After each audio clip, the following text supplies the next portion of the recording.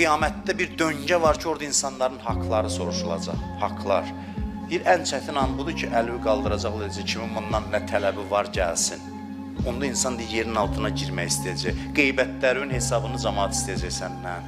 Danışdığın sözlərin hesabını, qəlb sındırmısan onların hesabını. Hamısını istəyəcəklər. Bir Arif deyirdi ki, Allah ərhəmər rahimin də oğluna deyir. Allahla öz hesabın asan olacaq, amma cəmaat ərhəmər rahimin deyil. Cəmaat rəhimlərin rəhimlisi deyil. Cəmaat haqqını istəyəcək. Özdə halal elə qardaşım, burada deyirlər. Nə gəl deyilirsə ki, halal elə qardaşım. Mən də deyirəm, mənə müraciət eləməyə heç ehtiyac yoxdur. Mən halal eləmişəm hamısını. Hamısını halal eləmişəm. Amma yenə də axı başqasının halal eləməklə deyil. Bir dənə söz danışırsan ki, 100 adam bir-birinə vurursan, 100 adamın ürəyinə şək toxumu səpirsən. Yaxşı, mən halal elədim. Heç qapıma gəlməsən də olar. Mən elan edirəm yenə də. Hamını halal edirəm. Amma orada bilmirəm. Orada deyəcək halal elə qardaşım, deyəcək deyən görə gətir bura namazlarından.